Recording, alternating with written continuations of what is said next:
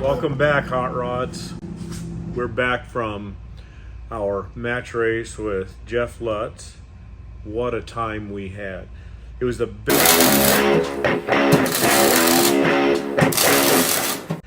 best group of people. The Tri-5 Nationals, I can't say enough good about them. I felt so comfortable, and the people were so great. And most of my subscribers are Tri-5 people, it looks like.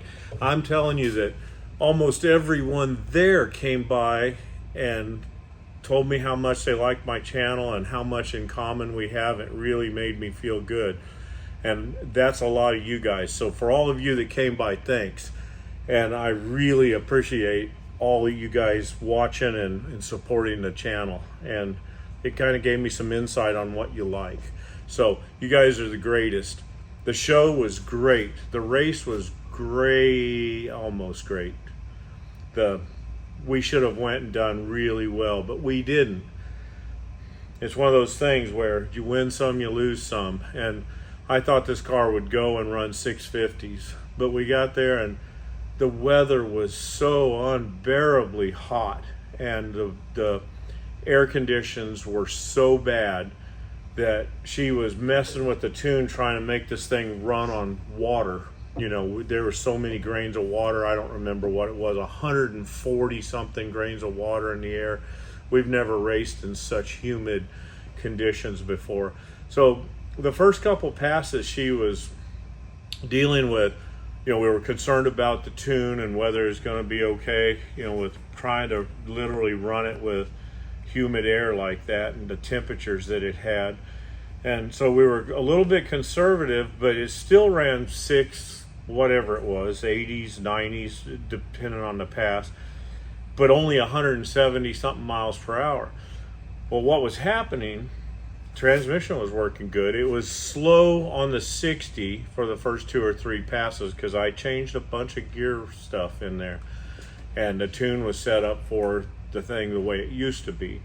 So she had to work on getting that right, but it still was in the 6s. Things were doing well, and so she was working on that, but it was way down on mile per hour. This should have been 220 miles per hour. It's 178 or so mile per hour. What was happening, she knew she was lifting. She couldn't figure out why. Well, they got the data, and after 2 or 3 passes, she finally figured out, or her and Nick did. They were looking at the data close. This has got sensors. Look here. It's got a shock sensor up front. If this wheel moves up and down that shock sensor works. There's a laser on the front right back behind the tire that's measuring the chassis off of the ground. If the chassis is up, it shows that. If it's down, it shows it. There's exactly the same thing on the back. It has shock sensors and it has a laser sensor that shows from the rear end, not the chassis. The laser shows from the rear end to the ground. So the only thing that changes that is if the tires expand, you know, going down track, or if they, like if you let the button out and you launch the car and the tire wrinkles down, it tells you how much that tire shortens. But you can see the rear end center line if it's moving up and down. Well, when they started examining the data, trying to figure this out, the track down, I don't know, I'm just making numbers up, but somewhere around 1,000 foot probably, this car is bouncing really hard, 2 inches. That's extreme. So it pushed down an inch and it come up another inch. So the chassis is just doing this. So she's feeling this car, and we had multiple people come by and say, that car is getting loose up on the top end. It'd literally spin the tires when it would bounce like that, and the car is wiggling. It's not because the car, it didn't matter what car it was, it's hitting these bumps on the top end. So she was uncomfortable with it. She couldn't figure out what was wrong. So, you know, we weren't there testing, we were there racing. So we only got 6 passes, and it took a few passes to figure out exactly what was going on. And we changed lanes. Jeff always had the right lane. Well, then we find out that she mentioned it to somebody, and they said, oh yeah, left lane, we call that the suicide lane. So we were always in the left lane. Well, we managed to get the right lane, and try that one because supposedly the right lane was better. Well, it was different. It wasn't better. I feel like, and don't quote me because I only heard them talking about it, I think the left lane had more bumps. I feel like the right lane had 1 or 2, whatever, bumps, but they were bigger. The car did the same thing in both lanes, but different, if that makes sense. The outcome was the same, but the cause was a little different from lane to lane. So she was going to, by the time we got to the finals, we had the right lane again. Jeff had multiple issues. He had a transmission that didn't work. She beat him on the first round because of that.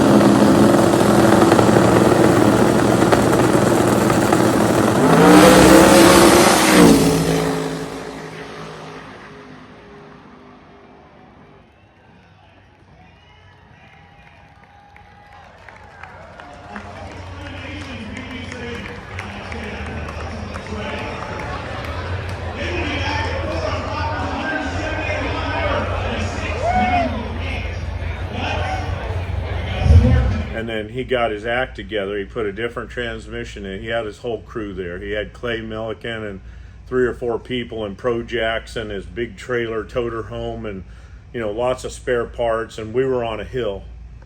Our car was sitting like this because we're pitted over against the wall, and we couldn't work on ours there if we had to. It was too dangerous. But luckily we didn't have to get under it except to run it up and get some temperature in the transmission. We put jack stands under it, but Jeff had a nice pit over there, had his big toter with his Pro Jacks, and they changed the transmission and they changed the stator. I think they changed the stator and the transmission twice. And the last pass, it was, if she could have won the last pass, it would have tied. It would have been 2-2. And I thought we had a good chance of that. Well, she let the button out.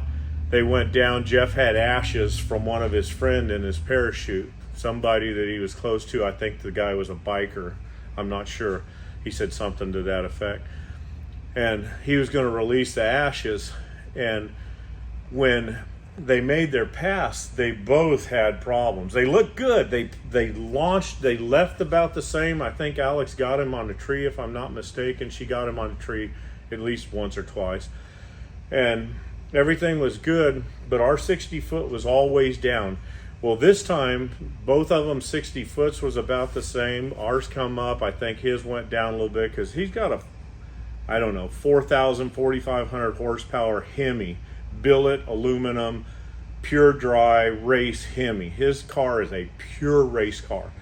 Screwed in windows, no radiator, no water in the motor, pure race car with at least 1,000 more horsepower than we have. They launched and it looked good, and I thought we had a chance, and Jeff had a little bit of trouble down track, and then I saw smoke, poof, and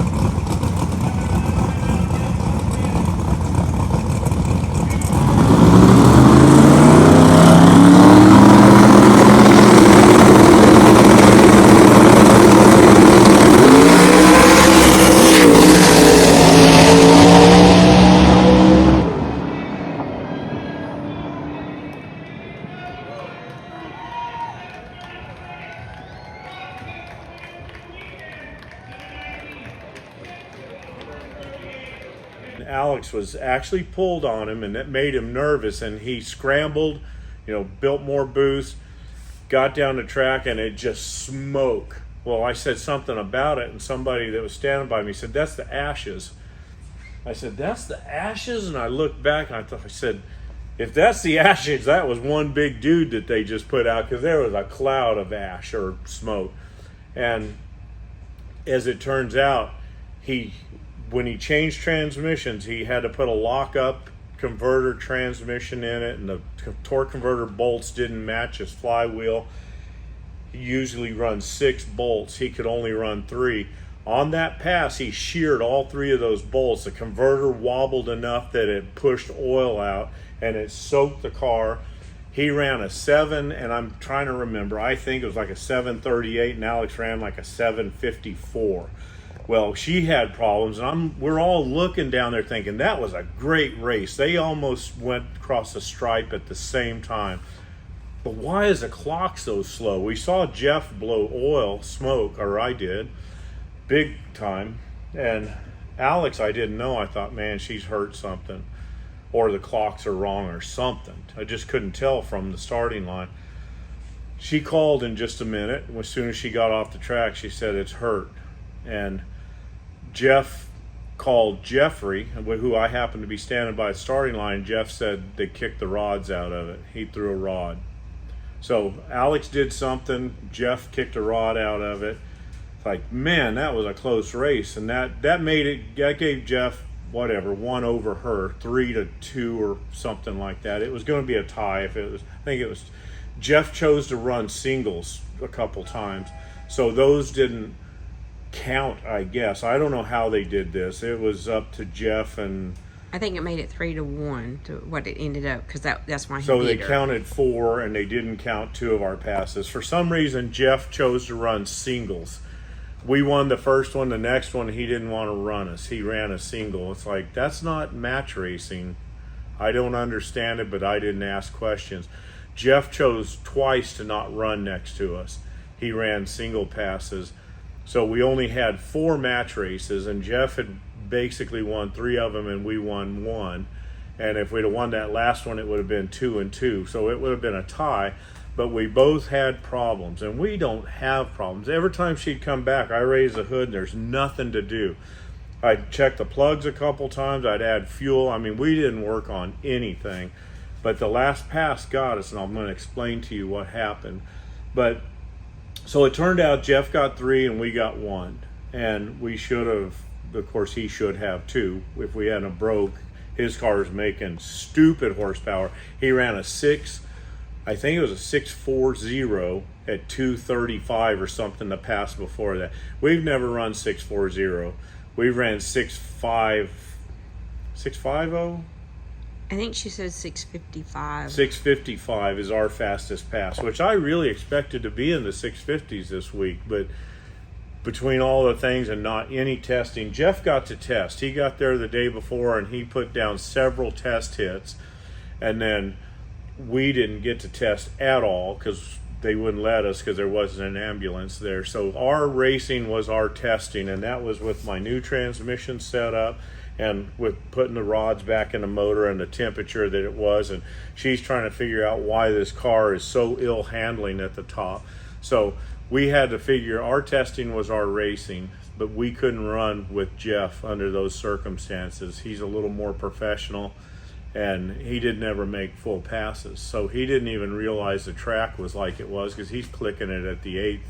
He never made a quarter mile pass until he was next to us. And he had trouble every time except for a couple times. I think he got one. I think he only got one. He did. He only got one good quarter mile pass. So it was just kind of a comedy of errors that weekend. But she gets the top in, she turned it off and did her shoots, and when she went to start it, it had a gallop, the motor, you could tell there was something hurt. She called me and said it's galloping and it doesn't want to start. And I told her, said, well, just see if it'll start so I don't have to tow you back for one, but what do we have to lose at this point? So, well, she got it started while I was on the phone. but I could hear it. And when she came back, she drove it back. It wasn't too bad, but there was, you could tell it was missing.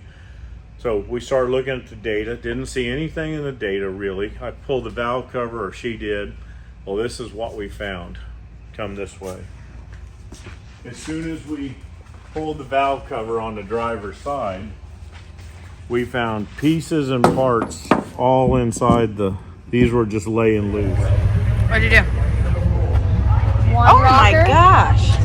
2 rockers.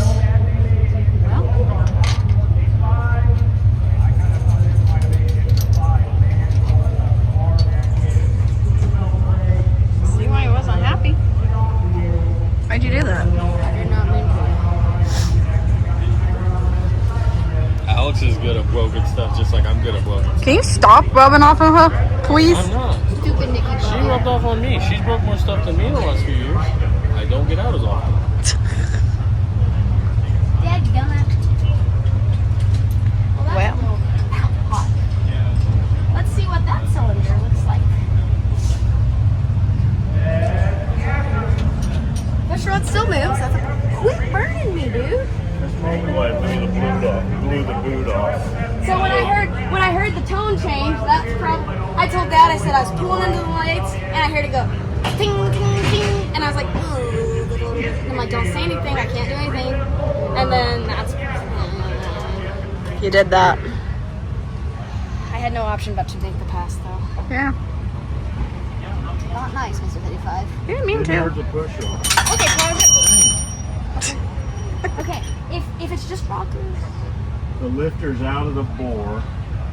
The part of the rocker arm's laying in the battery there. It just knocked the lifters out of the lifter completely out of the bore. Hopefully it didn't do any damage to that. So Why did it not knock the lifters I don't out? know why it huh? Why did it not? You're just saying that they came out. When it drove the cam, slapped the lifter out of the boards to be expanded. But I don't know why it broke the rocker I should. arm. I'm gonna pull that plug.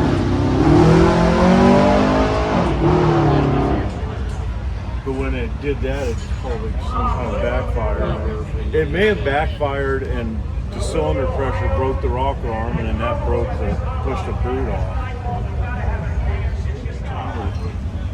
Right through there. It's a risky But game. just don't get your arm on that turbo hazard.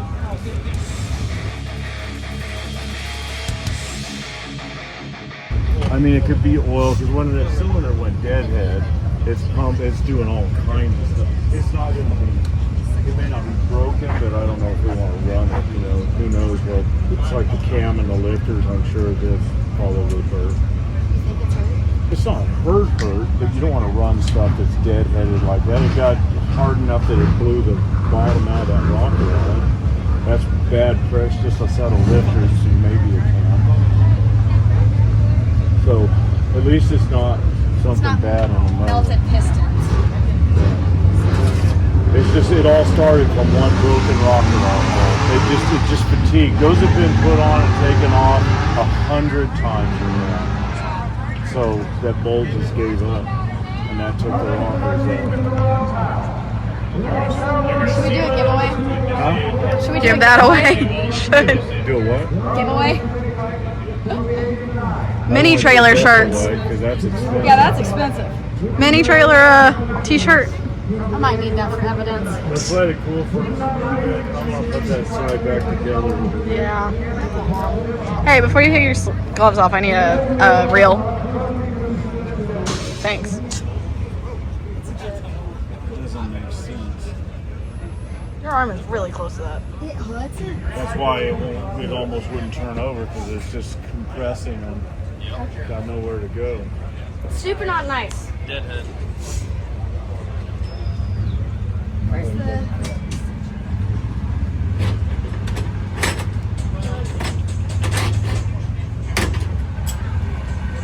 I need to tighten these all down. And trying to figure out what happened. We pulled the plug. The plug looked perfect.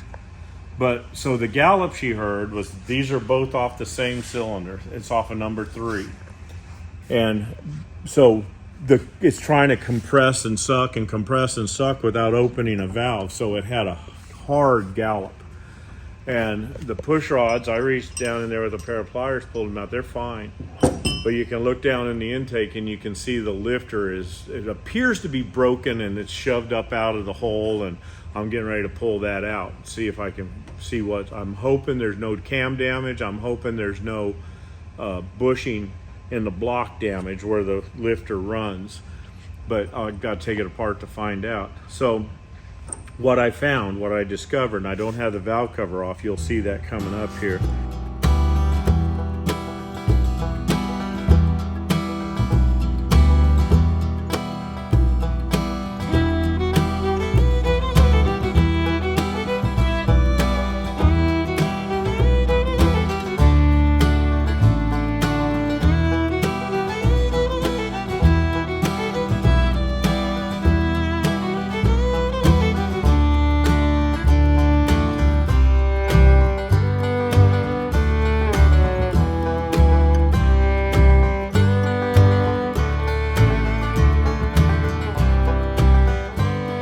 This bolt is broken off in the stand. It's sheared off. It's broken. This one over here is the piece of the rocker arm is still bolted to the stand. So this section over here is still bolted on the stand, and that bolt did not break. This bolt sheared off on the stand. These bolts have been taken in and out 100 times. I mean, more than 100 times.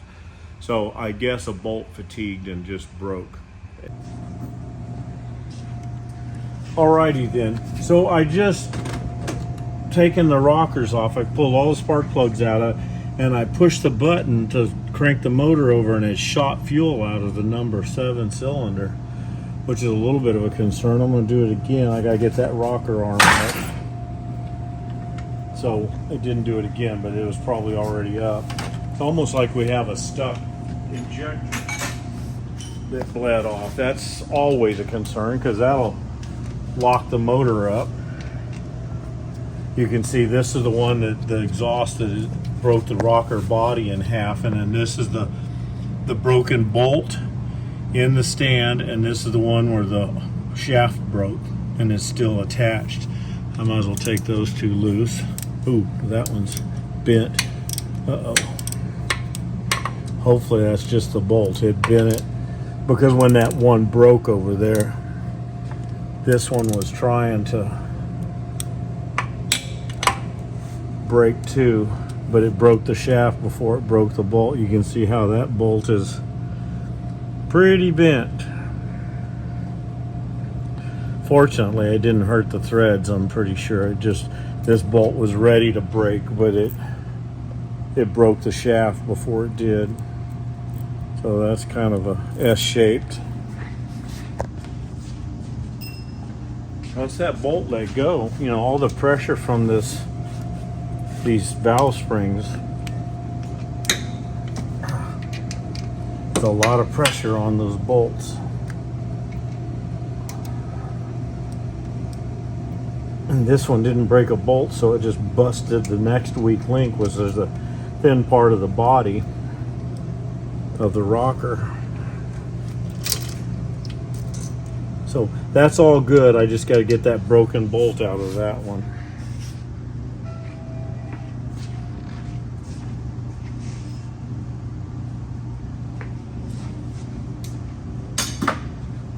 Let's pull these last few push rods out, and I'll take that rocker off.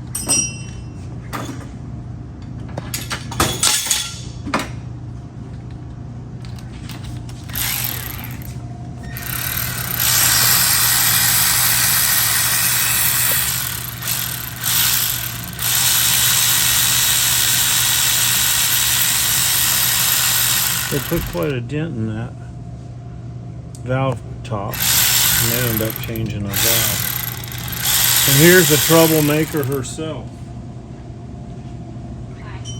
Motor breaking troublemaker. I don't accept the blame.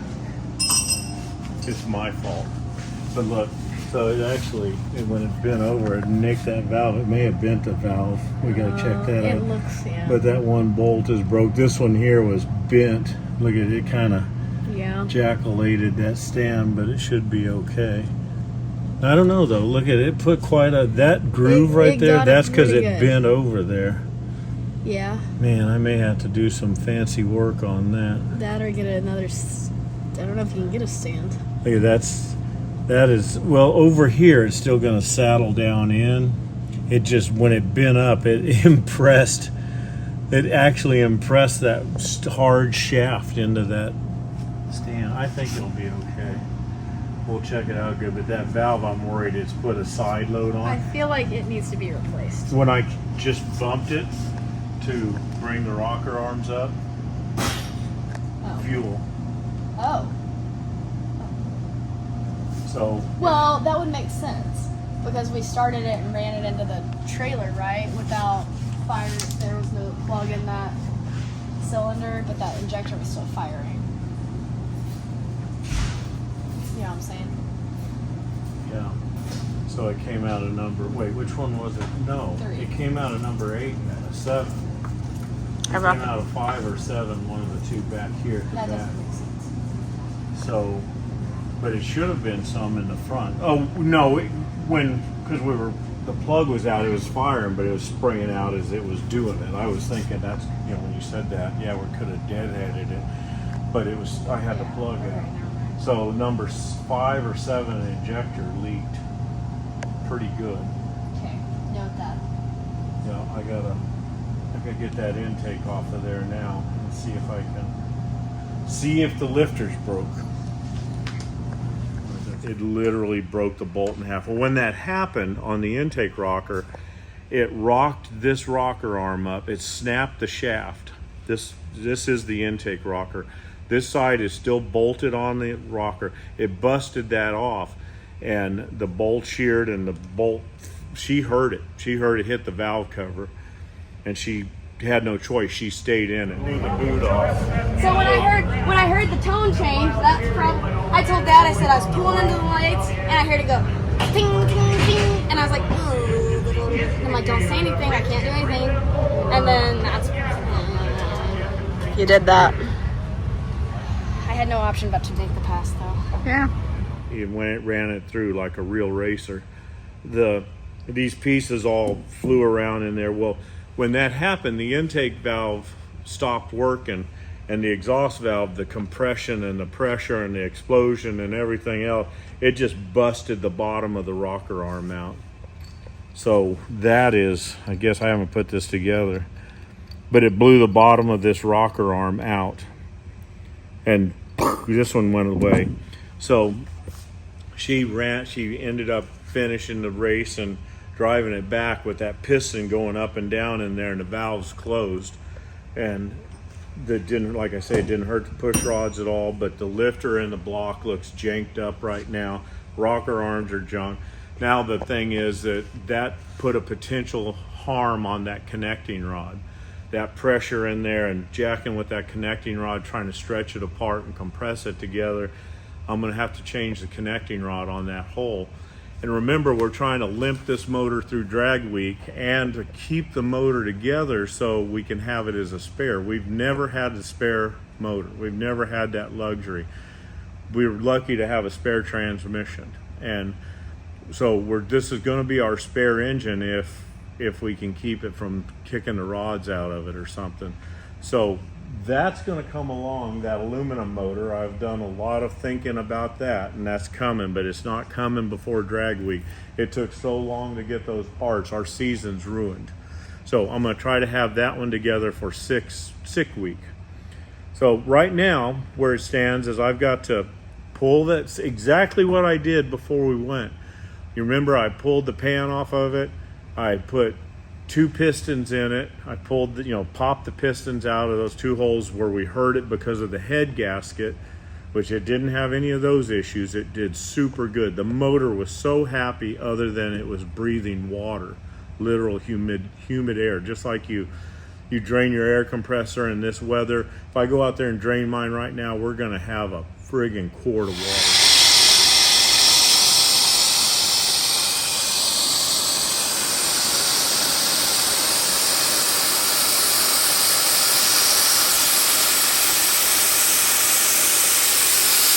So that's said it what was this like thing's doing. driving under the water. Yeah, it's like literally trying to run a motor on water.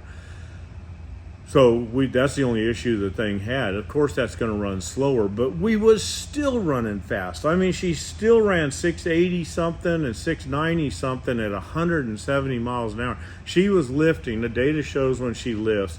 She was lifting at 5.3 seconds into the run. So she's literally coasting for a second and a half out the back door with no throttle and still ran a 6. The car would have been 660s anyway, possibly still 650s, because she had it. She was compensating for the air, but we just couldn't. That bumpiness down there kept her scared or bothered. She's not scared. She's not scared of anything. The car's dancing, but she couldn't figure out why, because this car doesn't do that. This car's straight as an arrow. But when it starts doing this at the top end, it would have been 200 plus miles an hour when she lived. When she lived for a second and a half, the car is slowing down. Well, that registered 178. So back at that 5.2 or 3, whatever she lifted, that car's doing 200 plus miles an hour. So when it's dancing, and it never does, she's thinking wheel weights, wheels loose, tires bad. She did these long John Force burnouts with Jeff for the fans, and she's worried that maybe I'm chunking a tire, I'm throwing pieces of rubber off it. There's a lot goes through your mind in that really quick time. So of course she's a little bit nervous about it because the car doesn't feel that way. So she's lifting. She lifted 3 or 4 or 5 times, whatever the number was, different lanes, trying to figure out what's going on. When they finally figured it out, she decided, I said we should cut it back to an 1/8 mile. A car this fast and as heavy, Jeff didn't feel it as bad because he's also 1,000 pounds lighter or whatever. This thing's 3,500 pounds. I don't know exactly what Jeff weighs, but he's hundreds of pounds lighter. They didn't feel the bounce quite as bad. This one's like a boat, like your big old Cadillac floating over bumps. This thing's heavy and fast. So she's feeling this. Well, most of the cars that go that fast there are dragsters or pro mods or something like that, and they're 1,000 pounds lighter, way more aerodynamic. They're not experiencing it. So I thought we should cut back to an 1/8 mile. She doesn't want to do that because she doesn't like 1/8 mile racing. She was going to drive it out the back door with it bouncing around like that. She was ready for the chutes on that last pass when this happened. So that would have been a dang good pass. It launched. It had a good 60 foot. She had that figured out. She had turned it up, adjusted the power level for the 60 foot. One time we spun, she had too much power in it, and it made it out. I don't remember how far, but it spun. So that was one of our losses because she put too much to it and spun. That was one of Jeff's freebies.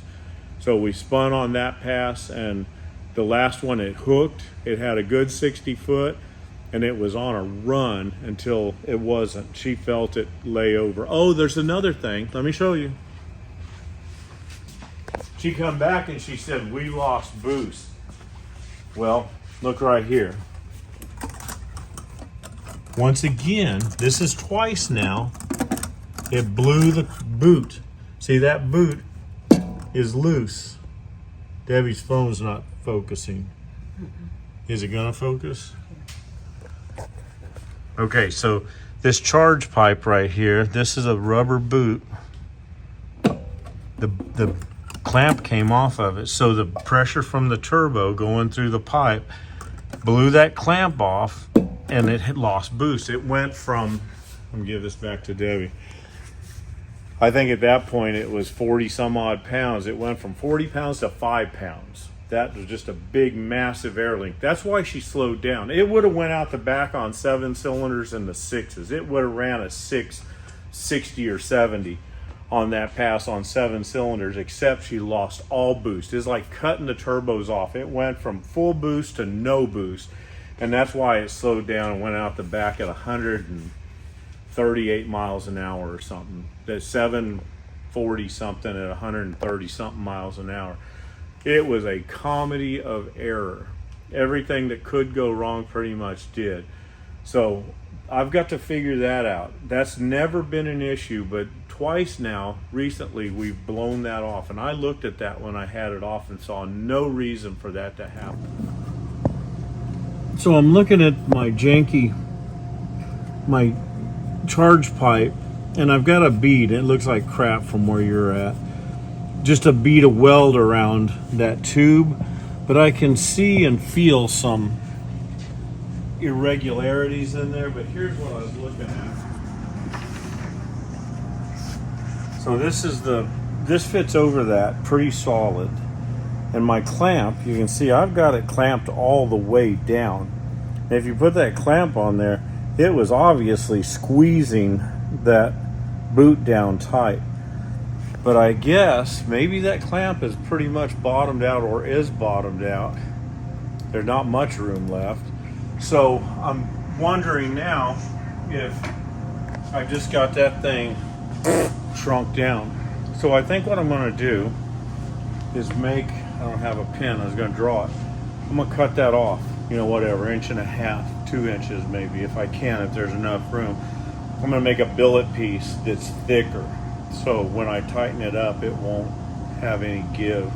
And then make my bump, which I've just got that welded, machine it into it so it'll be a pretty tall bump, and then the clamp can go on the other side of it and it can't come apart. I think I've just worn it out. Like everything else, I think it's just collapsed and worn out.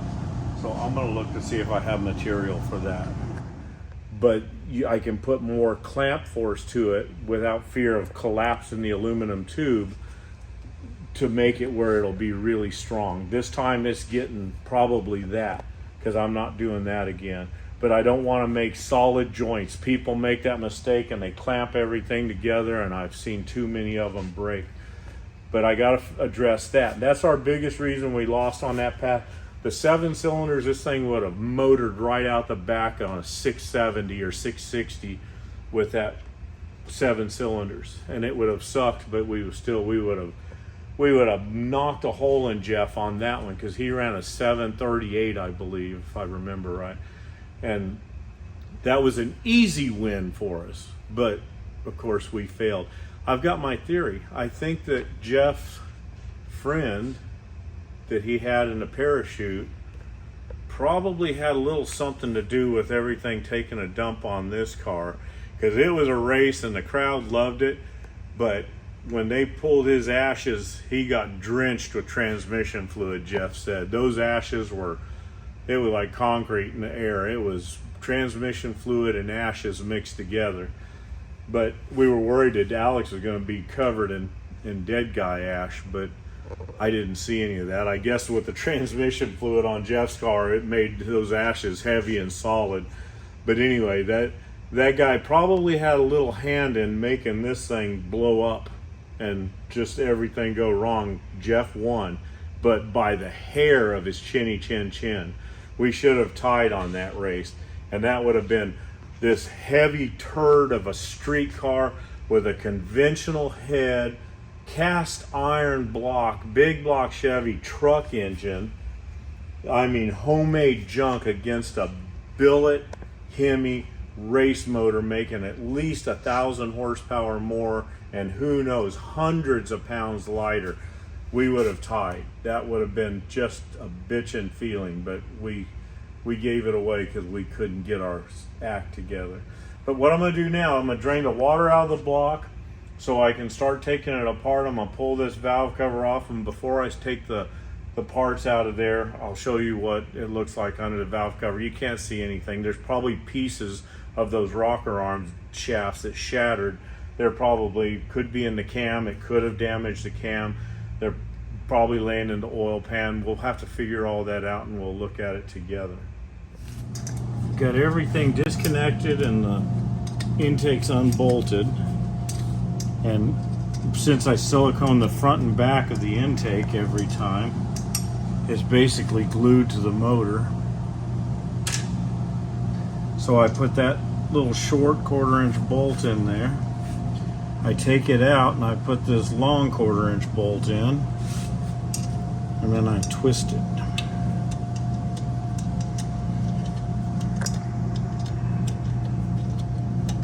And I shove this thing up.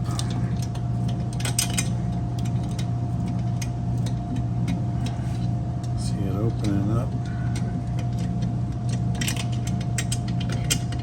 Makes it so nice. I used to run a razor blade or whatever I could through that silicone, and you can't get there. You just have to basically pry it up, which I have pried it up a lot. You can see the pry marks on my motor plate. I'd stick a pry bar in there. When you do it this way, you don't have to.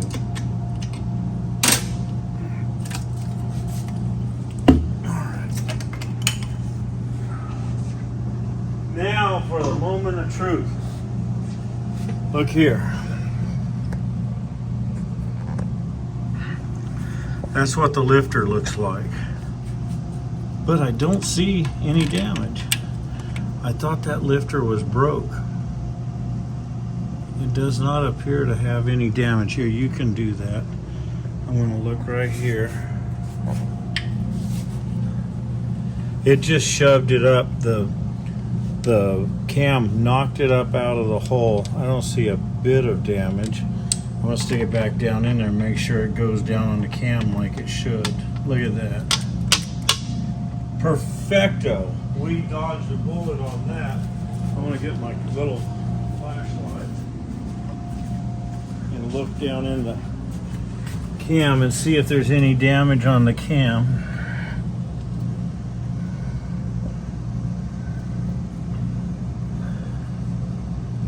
I see scores on the cam, but I don't think they're bad. I mean, it's just wear marks. I don't see any chunk out of it because the parts fell into here and I retrieved them with a magnet at the race. I don't even really have to put a lifter in there. Nolan will probably want me to, but I see no sign of damage. It was just knocked up out of the hole like that. And because of that, it stuck there. You know, it was just extended all the way up. So that really worked good.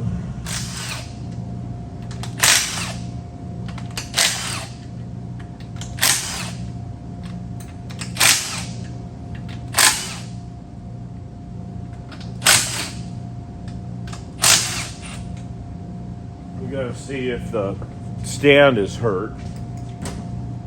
I don't think it is.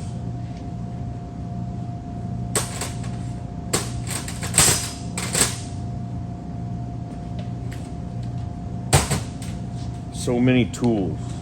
So many tools.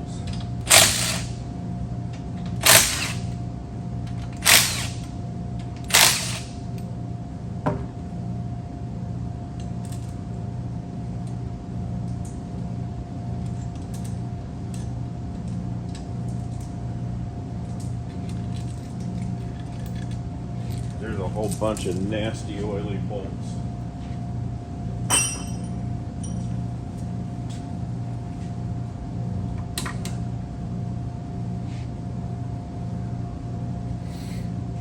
Okay, here's our stand.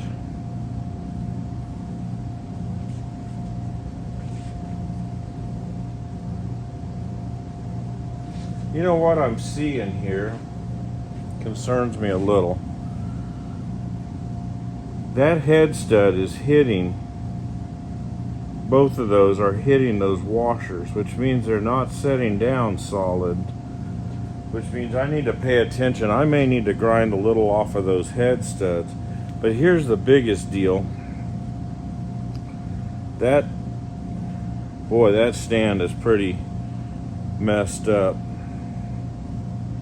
I'm gonna get that broken bolt out of there and see if I can fix this stand.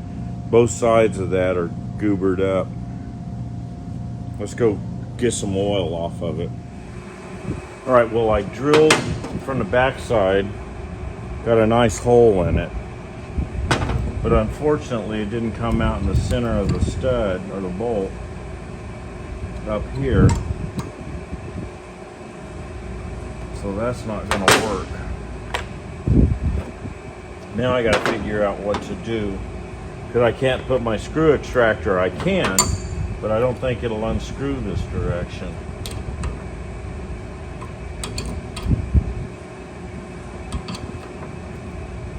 Well, it is. I just don't know if it's going to be good for the threads.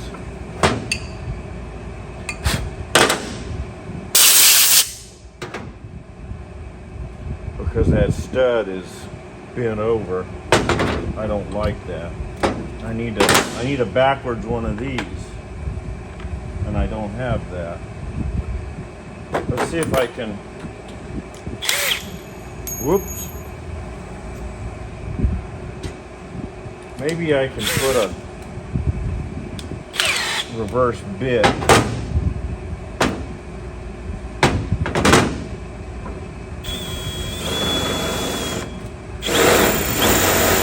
Well, that bit will drill jack diddly. What a piece of crap.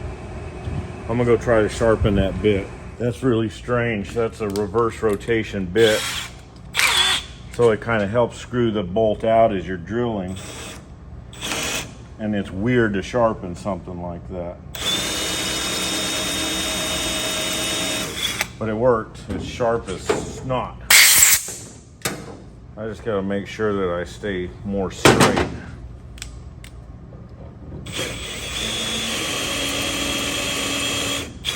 Let's see.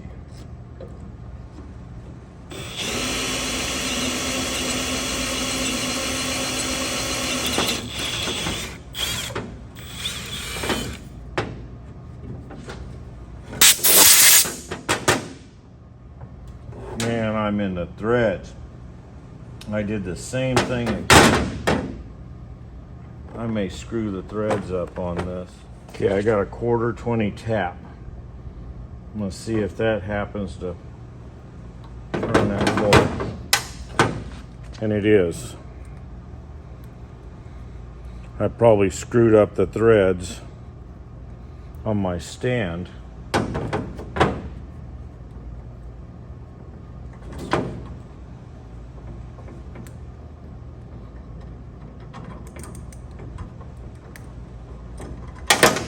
Okay, there's the broken bolt. And I definitely jacked the threads. I'm gonna go get a 5/16 fine thread tap and run through there. That was a real dumb thing on my part.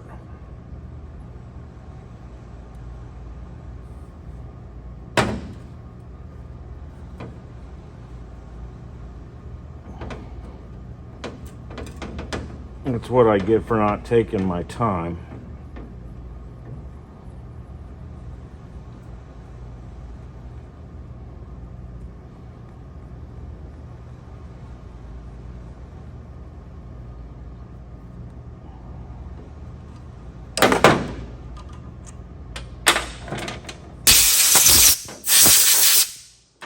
Okay, so I I messed up the threads part way down. I am tempted to go over there and TIG weld that and run a tap through just like I just did. I think I'm going to try that. Oh, I've got brand spanking new gloves somewhere and I can't find them and I don't want to look anymore. So I'm going to see if I can just do this without gloves and hope that I don't make a mess.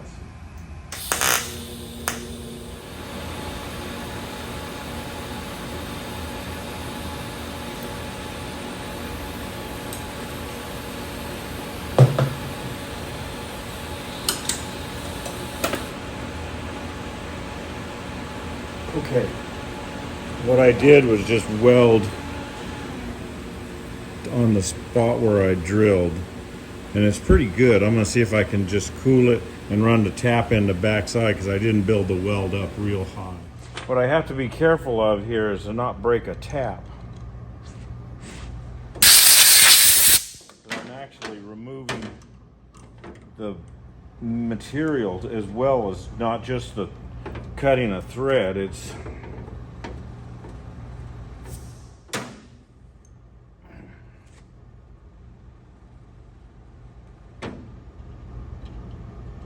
well, it did, but it didn't come far enough. It only got into the tapered portion of that tap. So I need to find a tap that I can grind the shoulder down and make it go all the way through. Let me see if I can find an old tap. I found a tap with a little bit longer thread on it, and it goes way through. Now I'm going to look and see if it looks like it's pretty solid thread. So, because it takes, as long as the bolt's long enough, it'll reach down past that spot that I goobered up. It looks kind of dumb. I don't know if you can see that or not. Let's see, let me get the camera to focus. See how right there, I just welded around in the divot. I'm gonna use my new snap-on file I just got the other day. Boy, they're nice. Just touching that seal. One of the things that may have contributed to this failure is my new torque wrench. Because I think I torqued it tighter than what I do with my old clicker torque wrench.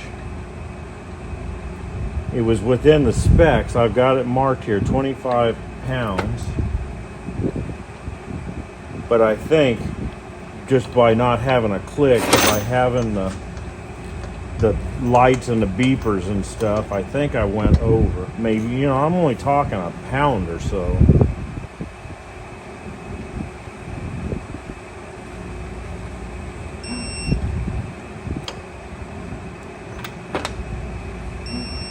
Okay.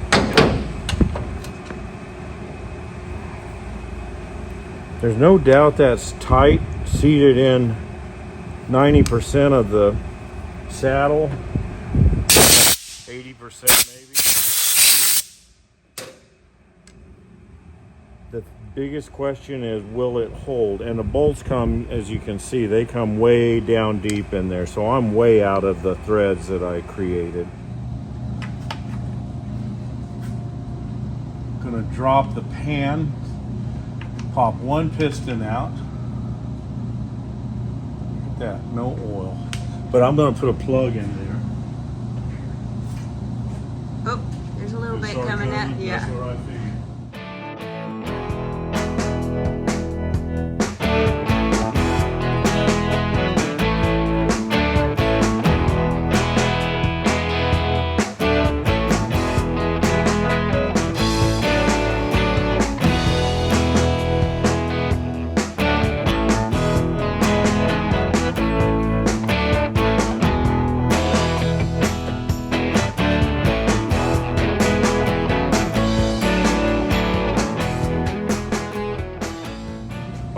So next step will be pulling the pan down.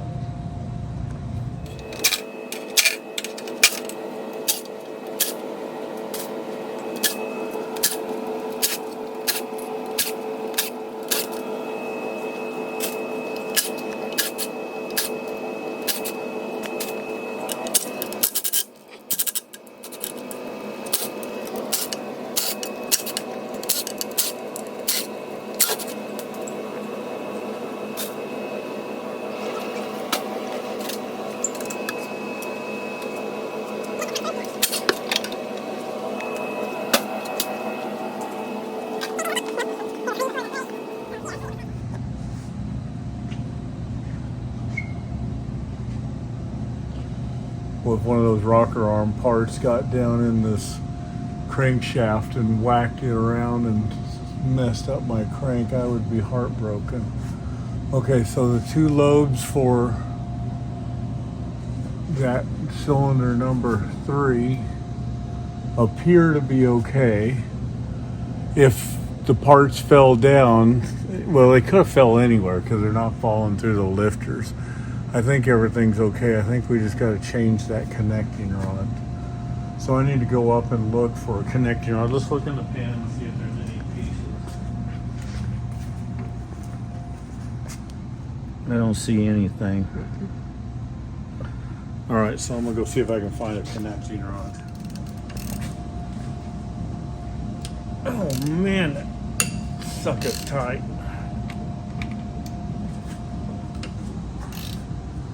The only reason I'm changing this rod is just an in case. It's like Jeff Lutz told me. He said, man, if I didn't change that rod, him, talking about himself, he said, I'd kick the rods all over the track. So, you know, he runs his car a lot harder than we do. We don't have a tune-up in it compared to what they put in. But I don't want to take any chances.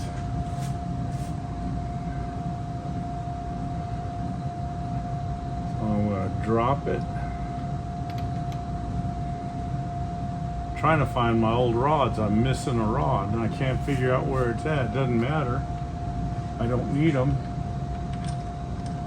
But it bugs me. I've left a rod laying around somewhere. And we'll set this cap right here.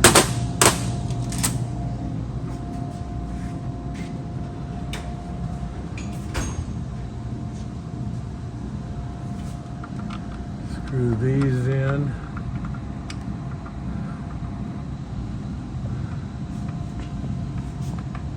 Push that puppy up and get that bearing out of the way. Try to. That bearing sticks to that crank like glue. Right there.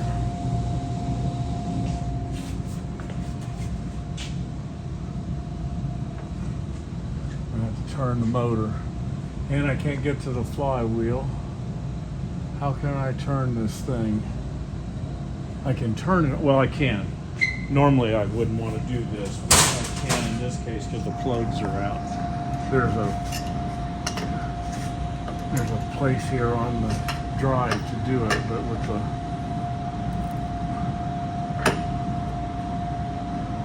the plugs in it, I don't like doing that. It should be good enough.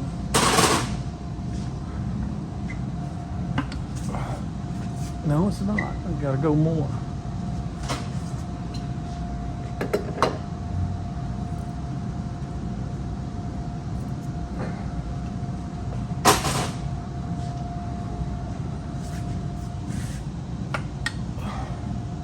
Well, I'll be. I still gotta go.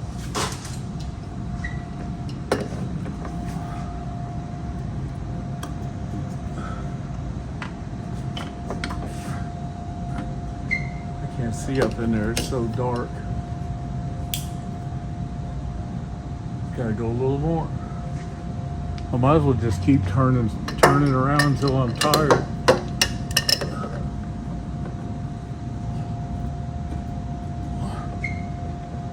There.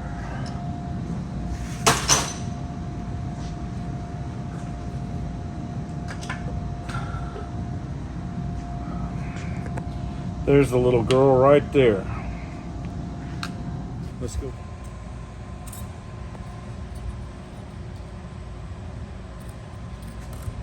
And there's the expander.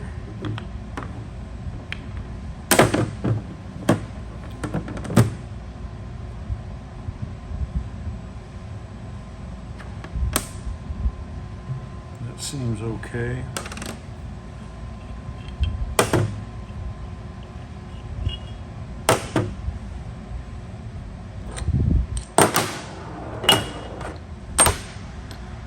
See if I can use the same rod bearing.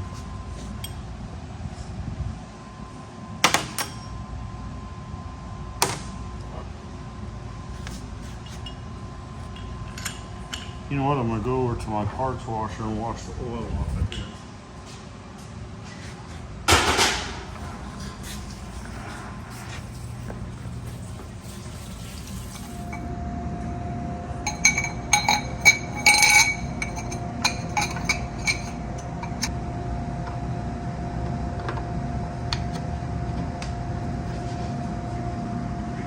Ham dammer.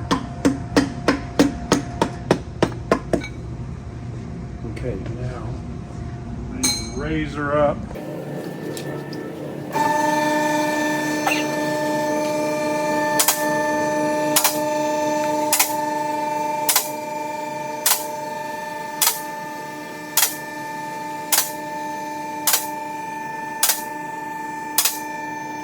If I can pull that on in.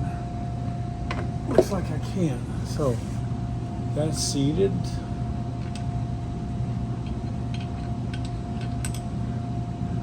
Bearing's still in good. I gotta get my cap down.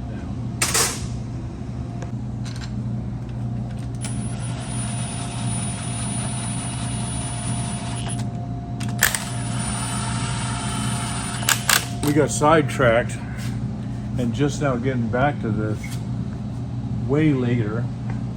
What a day. Yesterday it was like, what, 3 o'clock? Yes. Okay, it says rods are 105. I've got, see, I stamp up here 105. Rods and mains are 110, but I've got P1 stamped there at 130. I like having stuff where I don't have to look it up because I do so much different stuff. Now I just got to find a torque wrench. Let me dig for that.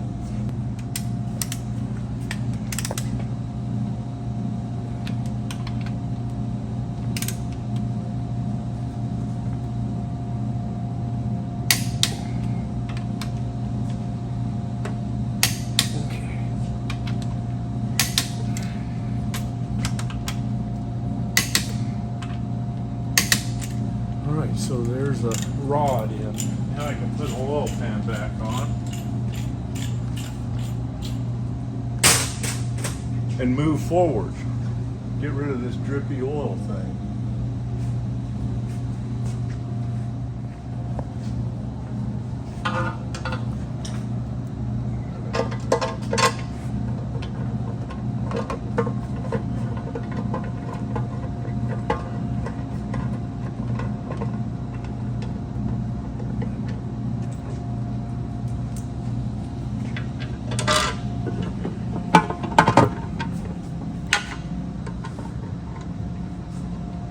There's 2 that'll hold it in place. Now I just got to put 52 more in. Better to put more in than more on.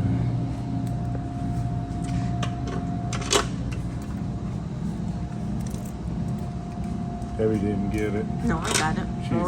She's not very quick. I got it. She was laughing inside. I was, because I knew what you meant.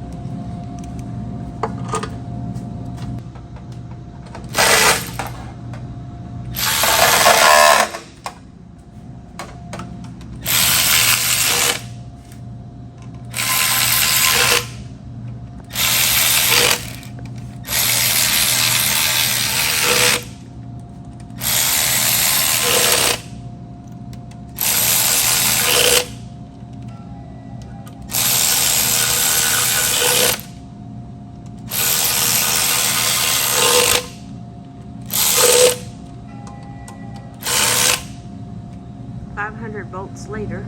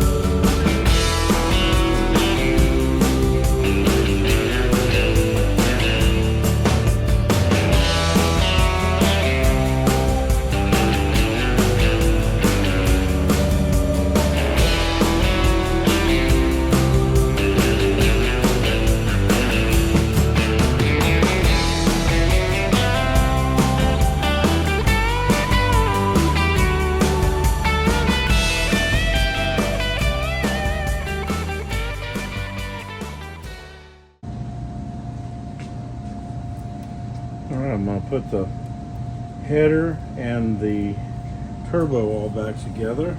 Then I've got to go look for some rocker arms. We've got spare rocker arms. I'm just not sure where they are. So I'm going to do the easy stuff first.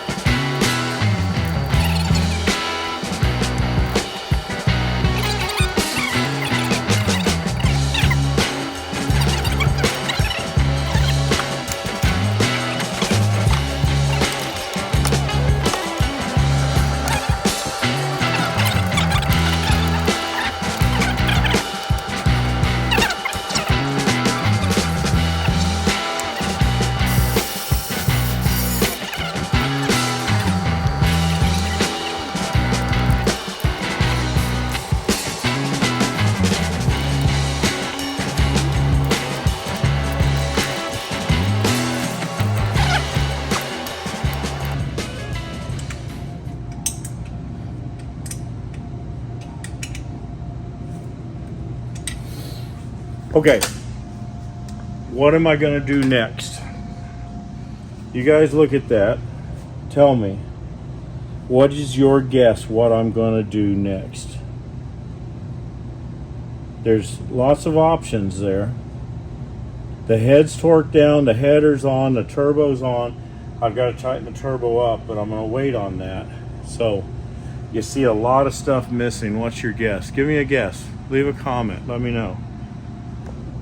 But I'm going to go ahead and do what I intend to do next. See how many of you get it right.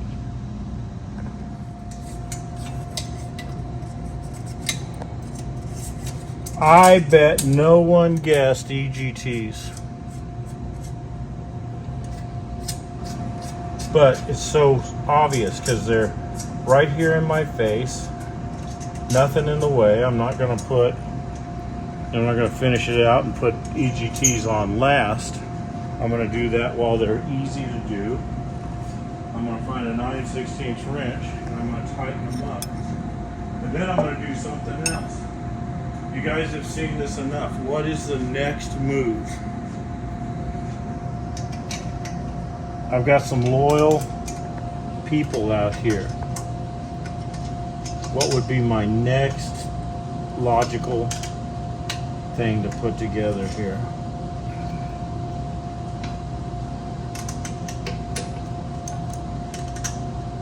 I want to see just how good you guys are. It's test time. Yep, I'm going to do it. I'm getting ready to do it now. I'm going to raise the car up and I'm going to put wastegates and downpipes on. How many of you guessed that right?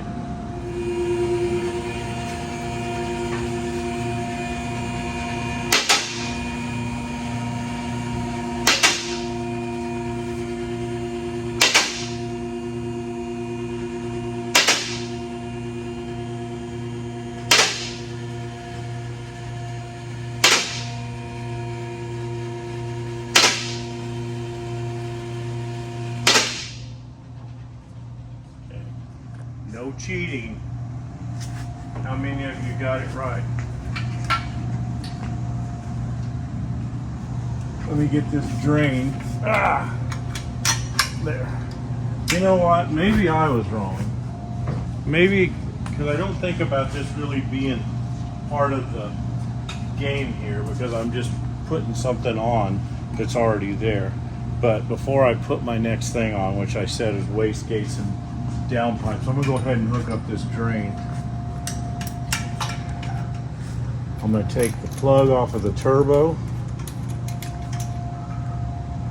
Got a little oil in there as always, but it's in that cap and not on the ground. Look how nice and easy that screws on. Those Red Horse PTFE hoses, once they're, you get them on there and they've formed their shape, they just retain it. Okay, so now the next thing that I'm talking about, I'm gonna go with the downpipe. But before I put it on, I'm gonna screw the O2 sensor into it.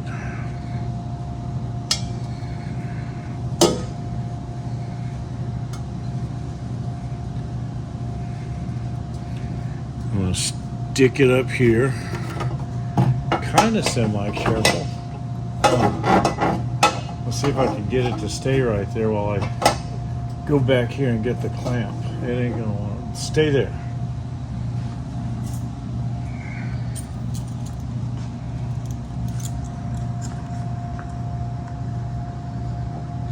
They still look really good. They haven't really, other than changed colors, they haven't really like rusted or anything ugly. Which the color change is okay. Yeah, I'd like to have polish, but it's not going to. The gold looks good. A lot of people like the gold better than the shiny polished. The clamps even look good.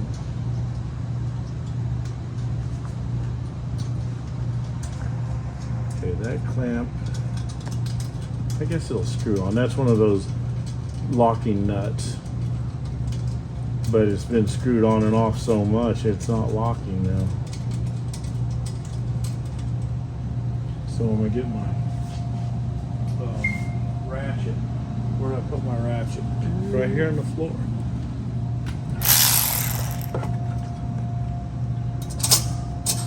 I'm gonna go ahead and roll this back.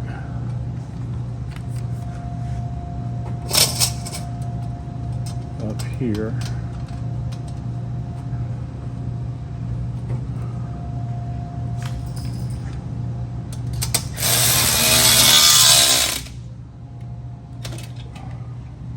I don't know if that's right or not. We won't know until we put the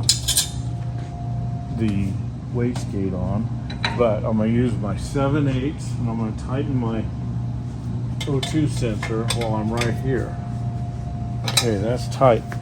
Because if you don't do it while you're doing it, you'll forget it. I'm gonna raise it up just a little more.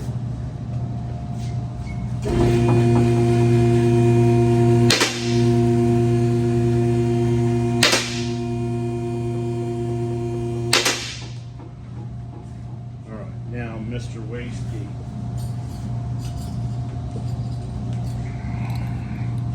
I think I just scratched that. So that stuff might scratch.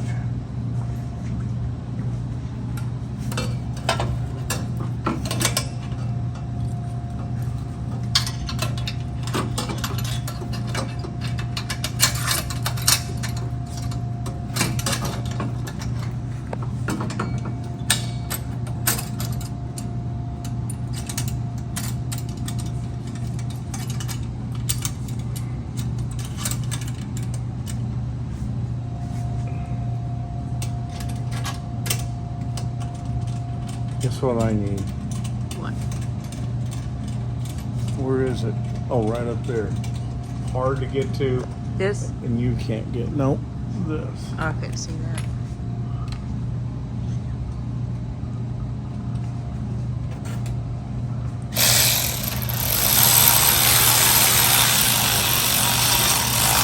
Before I get it too tight. Remember, this is the side I showed you guys when we were putting it together last time that doesn't fit in the center anymore.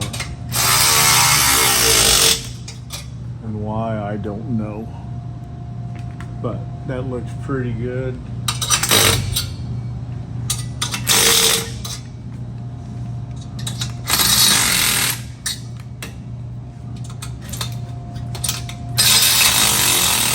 I'm gonna get a ratchet and tighten those up with a hand ratchet.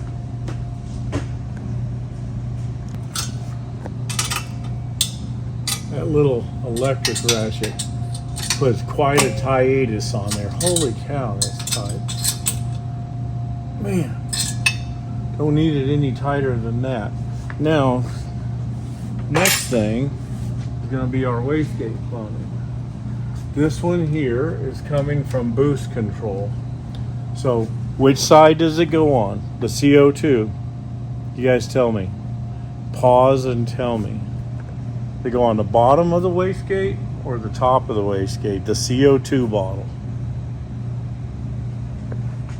Did you hear what they said? No.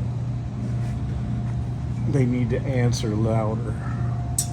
And this one going from The other side of the wastegate is going up to something else. What's it going to? So that's good to go. I'm going to let it down and put the oil supply line on the turbine.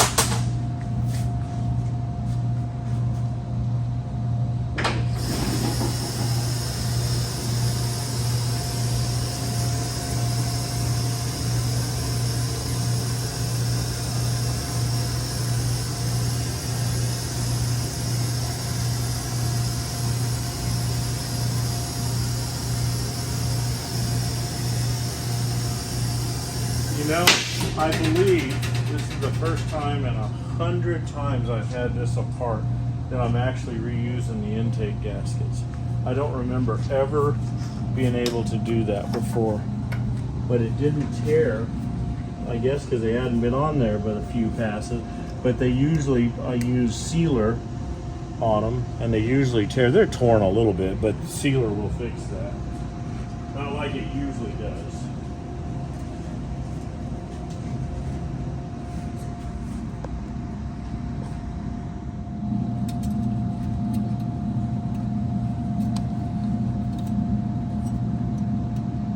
I can't imagine that safety wire breaking, falling off, and not leaving some kind of evidence.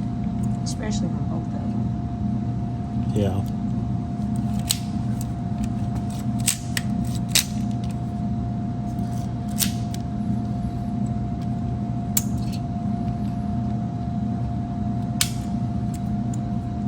That is a arm-ripping son of a gun. I'm not gonna, see there's the paper from that gasket. I'm not even gonna take it off.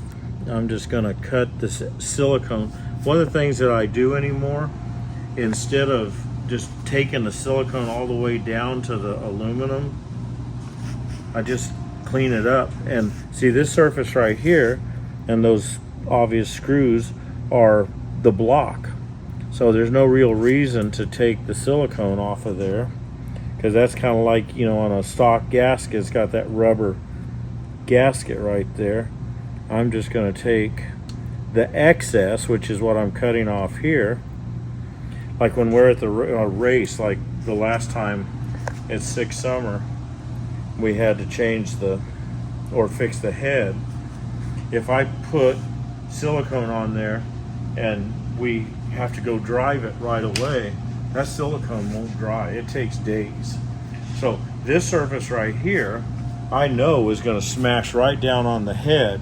I'm going to put a layer on the china wall in the block and up here, but I'm not going to just cut that off and make a thick, stay there, make a thick silicone gasket, because we usually don't have time. And you know, if I start this thing tomorrow, it won't really have time to dry then either. Sometimes I'll take bolts off that, like on the rocker arms, that I put silicone on weeks earlier, and they'll still be wet because, you know, inside of a tube of silicone it won't dry. It's got to see air for it to dry, and inside of a tube it doesn't get hard. It does eventually, as you all know, but not right away. Oh, I'm going to take it the moved. take the nostril off of it, and I'm going to twist some silicone. That's a pretty good gooberty goop, because it's not going to take much. I'm going to run it up here on the gasket because the corners of those gaskets tore a little bit, or at least they did here on the front.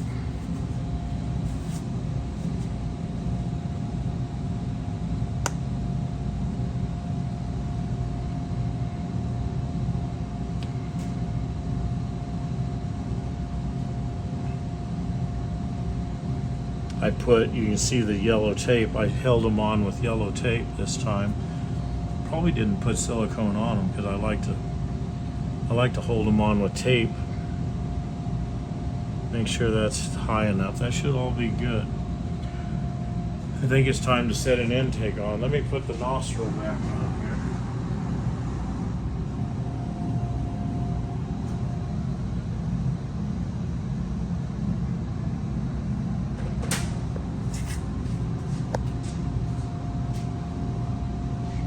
here. Oh, what's it leaking?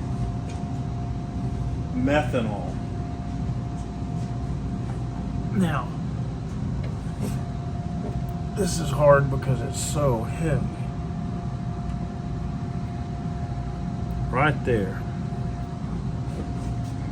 You kind of squeezed out the front, but I'm okay with that. I want to see it squeezed out.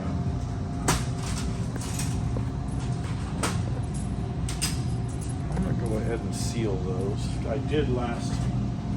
You did or didn't? Did. I don't normally, but they do. Those holes in that intake are big slots, and they actually go down. I can see that hole going all the way down into the valley. So that is open, and doesn't matter how tight the bolt is, oil will creep up there, up those threads. I don't usually seal them, but I'm tired of oil leaks. And it's not big oil leaks.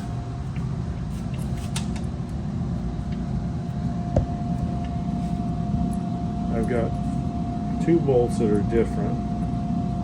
I've ground on them.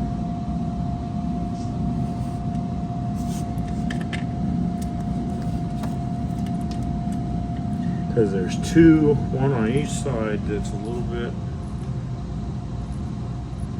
cantankerous. Where are they? That's one of them. That's the other. Okay. I'll just shorten them a skosh. And see that runner is very, it angles back. This one's got a lot, wait, no, it's the opposite. I put it in the wrong one. I got too many bolts in my hand. I need the short one and this runner because it's really close. See how that bolt almost hits? It does hit. And you can see, look down underneath here, right in there. That's the hole, that's the threaded hole. So that bolt literally goes down into oil or crankcase pressure, whatever you want to label it as. It goes into all of it.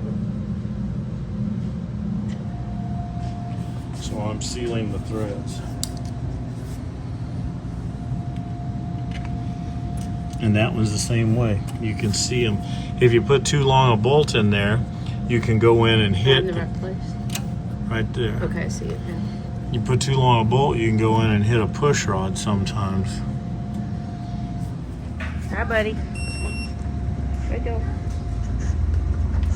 You come to see me?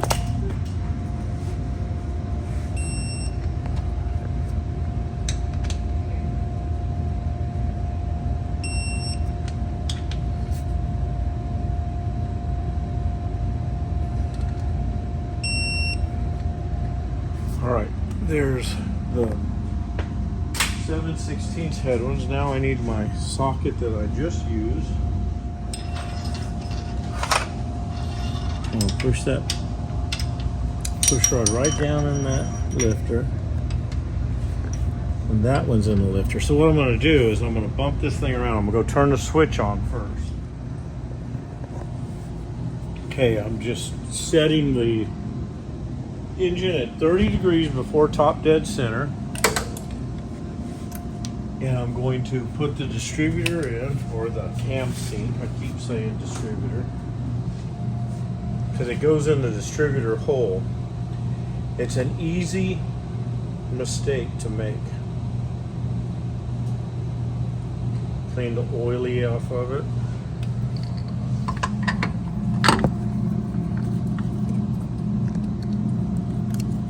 Plug her up.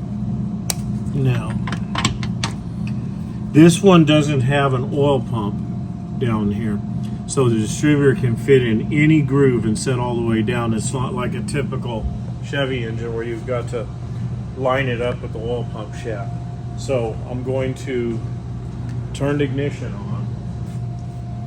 Okay, there's a little LED right here. See on my finger, you'll see a red light. So you put it in, just put it wherever you think it needs to be. You turn the distributor until it turns off, which is right there, and then you turn it opposite direction of crankshaft rotation. The crankshaft rotates clockwise, the distributor, so you turn it counterclockwise, opposite direction of engine rotation, until the LED just turns on, which would be right there. So I just happen to put it in a really good spot because I like that shining out. I might even lift it and do one, and I'm just going to do this so I can show you, kind of move it one more spot. So it says rotate it in any direction until it turns off. There it turns off. Now rotate it back, which is backwards to engine rotate. The distributor would turn clockwise looking at it, so I'm going to turn it counterclockwise, and I'm going to turn it to where that just turns on, and that way from this side over here, if I look back here, I can see that light. Not that it really matters, but I like it right there in my face. So what we're going to do next is put rocker arms on. I'm going to get my rocker arm adjusting tools and my feeler gauges and get the push rods put in place. Oh, you know something I didn't do? Oh, I forgot I was going to change that valve right there. Uh-oh. So it's got to come apart? Well, that would have to, the head would have to come off for that. What the heck? I guess I'm going to try it with the valve that's in it and hope that it didn't bend it. It put a dent in it. That won't hurt anything. But did it put side load on it?